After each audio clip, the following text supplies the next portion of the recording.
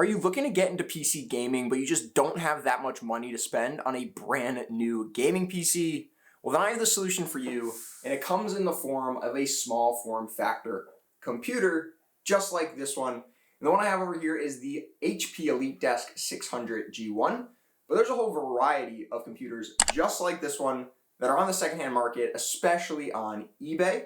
And most of these computers started their lives off in an office setting. I mean, companies would buy hundreds of these things, throw them on desks, and then everybody at the company would be using a computer just like this one. And the real beauty of these things is that you can get them for super cheap and they come with pretty good specs. So I mean, this one has an i7-4790, which is a 4-core, 8-thread CPU. It has 16 gigs of RAM, came with a 1 terabyte hard drive. I mean, all of that combined, it only cost me $150. So that right there is amazing specs, just bare bones for $150. I mean, you're getting an i7. Even if you tried to buy a 4-core, 8-thread i3 of today, 11th gen or 12th gen, it's probably going to cost you more than this entire PC combined. And I've purchased similar computers in the past, from the HP 8300, the EliteDesk 800 G1, even a Lenovo small form factor PC, all with the purpose of transforming it into a gaming PC. My first ever PC was an HP 8300 that I threw in a GTX 1050 into.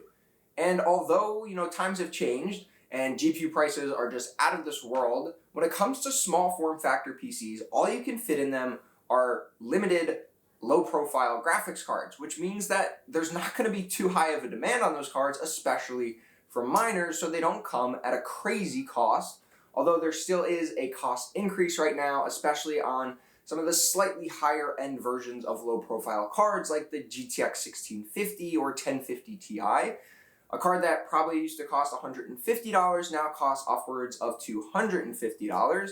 But you can still get some pretty good low-profile cards like a GT 1030 and some other options that will still fit in this case and come in under a total of $250 for an entire system, which is exactly what I'm going to do in the next video. So definitely make sure to get subscribed if you're looking forward to see exactly what kind of performance you can expect out of a $250 system using the HP EliteDesk 600 G1.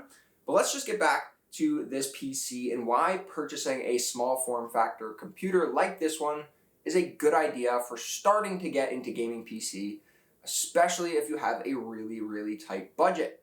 So like I mentioned before, the price of this PC, similar to an i3 of today or an i5 of a couple years ago, but there's definitely some things you're going to want to look out for when it comes to purchasing one of these small form factor computers.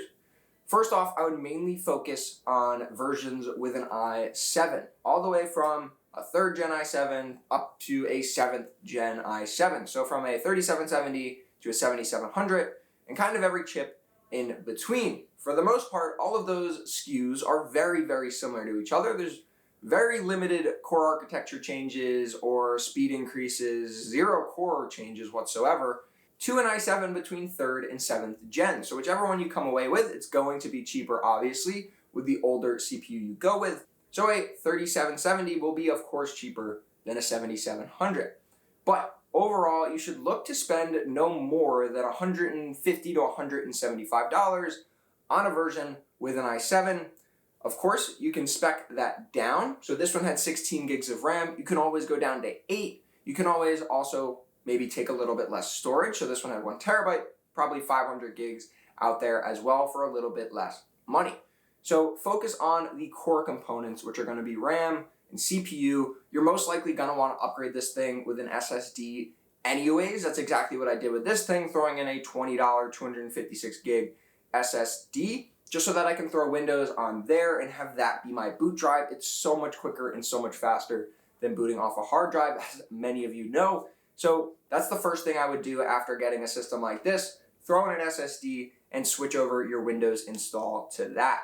Now, I would shy away from systems with an i3 or an i5 in the, again, 3rd gen to 7th gen Intel range, as the i5 is only 4 cores and 4 threads, and the i3 is only 2 cores and 4 threads. So for the most part, you're going to want to stay away from those. They will severely limit performance when it comes to gaming, as you're already kind of bottlenecked with 4 cores and 8 threads for a lot of different games. But there's plenty of games that you could actually play right out of the box on this thing, including Valorant. So Valorant is a pretty easy game to run, and the integrated graphics of the i7-4790 actually handle it pretty well, putting out 45 to 50 FPS on average with all those settings and right around 1080p resolution. So the main things to take away from this video if you're looking to get into PC gaming on a really tight budget are: one, focus on older generation small form factor PCs with like 3rd to 7th gen i7 processors in them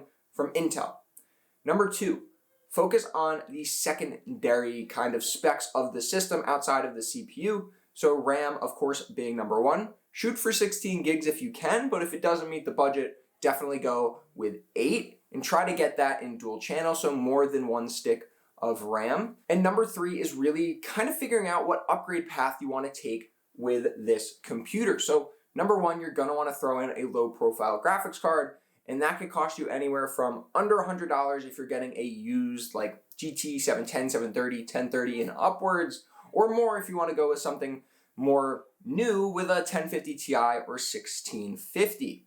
And you can also upgrade this thing even more, which is what we are going to do down the line as well. So again, get subscribed, stay tuned for the upcoming videos, is try to throw this thing in a real gaming PC case. So take the motherboard out of here, connect it up to a brand new PSU, the graphics card, all of that, and throw that into a super nice and aesthetically pleasing case, a little bit better than the HP case that we have here. So there's a lot of things you can do with this, and it really just depends on your budget and how you want to kind of take the progression of upgrading it down the line. But those are the three things I would focus on. Again, i7, the secondary specs, specifically RAM, and then what your upgrade path is going to be with this system and how all of that fits within your budget. But what I'm going to do is try to keep it under $250.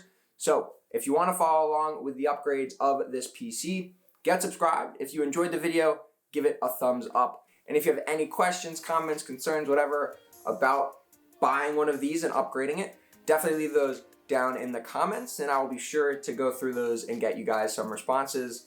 But I hope you guys enjoyed, and I'll see you in the next one.